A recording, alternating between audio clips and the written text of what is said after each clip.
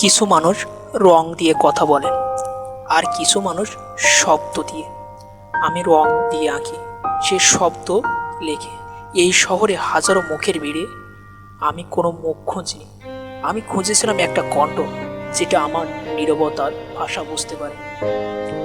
আমি তাকে কখনো দেখিনি, তবু তাকে চিনেছি, যেভাবে মানুষ চোখে নয় হৃদয়ে দেখে।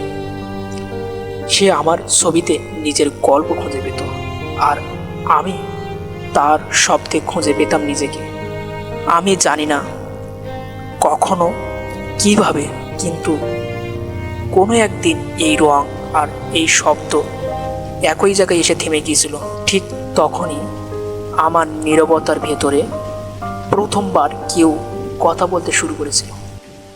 অন্ধকার ঘর, শুধু ল্যাপটপ আর গ্রাফিক্স ট্যাবলেটের আলো আমার মুখে পড়ছে। আমি একটা ধূসর মেঘের ছবি আঁকছি, বাইরে বৃষ্টির শব্দ হচ্ছে।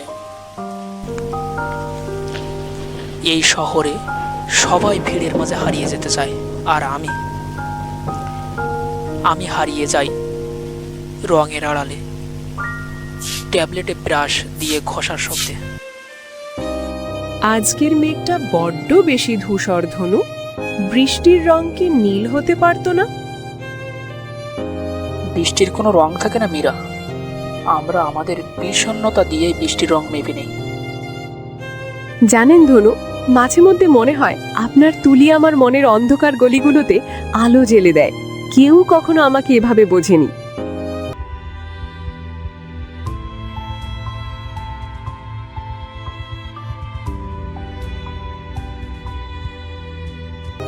গভীর রাত, আমি ল্যাপটপের ক্যামেরার দিকে তাকিয়ে আছি। মীরা টাইপ করছে, কিন্তু কেটে দিচ্ছে। মীরা, আমি কি একবারও ভিডিও কলে কথা বলতে পারি না? আমি তোমাকে দেখতে চাই। দেখলে মায়া বাড়ে ধনু, আর মায়া বাড়লে বিচ্ছেদের ভয় জন্মায়। আমি চাই না আমাদের এই সুন্দর অদেখা ভালোবাসাটা লৌকিক চেহারার খাঁচারে বন্দী হোক।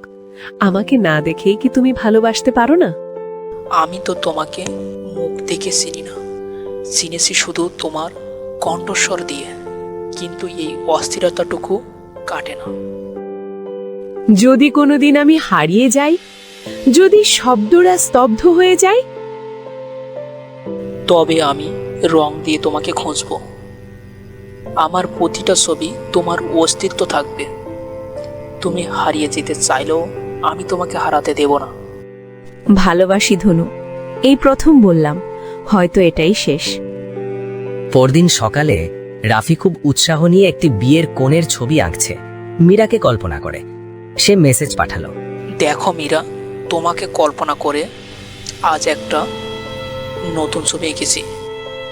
স্ক্রিনে দেখা যায় সিঙ্গেল টেক, কোনো সিন নেই। ঘড়ির কাঁটার শব্দ জোরালো হচ্ছে, সময় বয়ে যাচ্ছে। রাত হয়, পরের দিন হয়।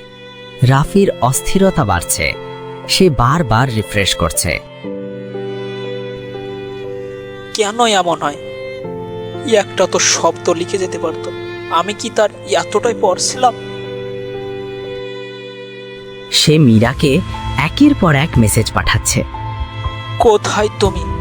একটা উত্তর দাও প্লিজ। ধনু অন্য একটি আইডি থেকে মীরার এক পরিচিত বন্ধুকে মেসেজ করে। আমি ধনু মীরাকে অনেকদিন ধরে পারছি না। আপনি কি জানেন ও কোথায়? আপনি হয়তো জানেন না, মীরার বিয়ে হয়ে গেছে গত পরশু। ওর বাবার হার্ট অ্যাটাক হয়েছিল, তাই ওর অমত থাকা সত্ত্বেও পরিবার অনেকটা জোর করেই বিয়েটা দিল। ও যাওয়ার আগে ওর সব সোশ্যাল অ্যাকাউন্ট ডিলিট করে দিয়েছে।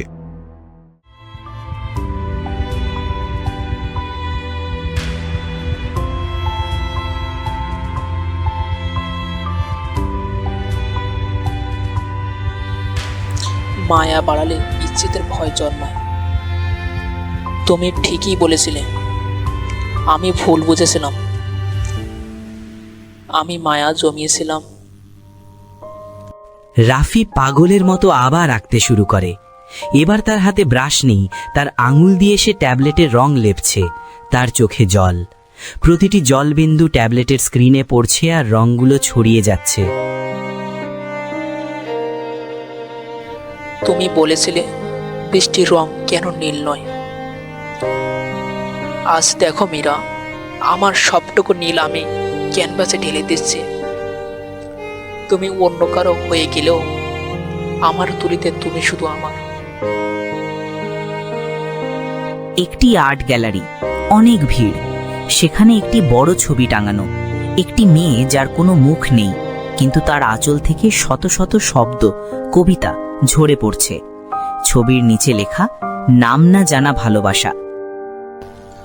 আজ হাজার হাজার মানুষ তোমাকে দেখছে মীরা, কিন্তু কেউ তোমার মুখ জানে না। শুধু আমি জানি এই সাদা ক্যানভাসে তোমার অস্তিত্ব কতটা উজ্জ্বল।